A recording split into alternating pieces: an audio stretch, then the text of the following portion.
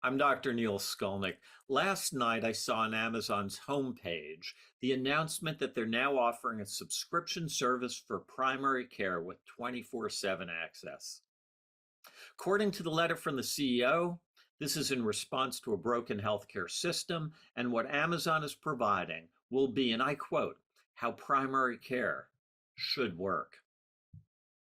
Now, Amazon has usually been pretty good at spotting trends and opportunities. And this has led me to reflect on what it is we have to offer with traditional primary care that might be different from what Amazon will offer with 24/7 access. As I think about it, fundamentally, what distinguishes primary care are three things: trust, shared decision making, and judgment, all of which are facilitated by deep relationships that develop over time. Notice I did not say medical knowledge, because medical knowledge is an important component of any healthcare delivery system. But what distinguishes excellent primary care from other types of care, particularly online care, are three things: trust, the opportunity for discussion back and forth with someone who's listening and someone who's sharing their thoughts and opinions, and then using judgment that is shared with caring and empathy with the patient about your conclusions about how they should proceed. I want to contrast this with purely algorithm-based care. If we purely follow an algorithm, a patient with no comorbidities, with hypertension, on hydrochlorothiazide with a blood pressure 141/91 should have an increase in their antihypertensive therapy so they can reach their goal of 140/90.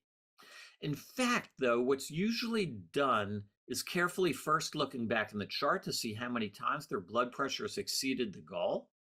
Then we ask them whether they've been adequately carrying out the lifestyle interventions that we've talked with them about, and also whether or not they particularly want to carry out those lifestyle interventions. Then we present a choice to them based on the risk and benefit in the context of their personal values, in the context of the time in which they're seeing us, of whether the addition of another medicine at this point in time makes sense for them. All this happens pretty quickly.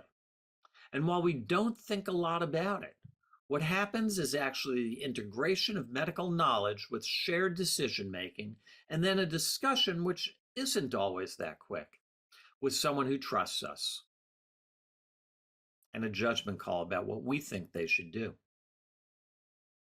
Ultimately, the way that medical care is going to be provided will be decided in the marketplace. And that marketplace is the same one that has begun to erode some of the core features of primary care: the time it takes to develop trust, the time it takes to engage in shared decision making and exercise judgment. All of it takes time. And talk to any primary care physician, and you find that time is one of those things that is in short supply. Patients will vote with their feet. Some patients will like quick access to any provider.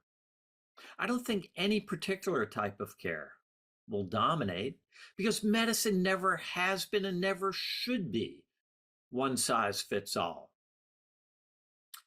Some people are attracted to one clinician's personality more than that of another's. Some people like the way one clinician listens to them. Another person likes the way the other clinician explains to them what they need to do. For some people, trust is something that develops over time and is facilitated by relationship. For others, trust comes from trust in the system itself. The other thing that will determine how all this plays out will be the metrics of care that are going to be looked at by everyone, from clinicians to patients to payers. Hard outcomes will be one of the important metrics. Patient satisfaction, another. But as we pay attention to all these metrics, it'll be important for us to remember a statement which has been attributed to many different individuals, and which I'll twist a little bit here, which is, not everything that can be measured counts, and that not everything that counts can be measured. Ultimately, What matters is that patients get high quality care in a manner that's comfortable to them from a system and from people like us that have the patient's best interest in mind. Innovation always presents challenges, and it presents the opportunity for us to reflect and refine what it is we have to offer. And what we have to offer always has been and remains profound and important. I'm Dr. Neil Skolnick. Please leave your thoughts below. And this is Medscape.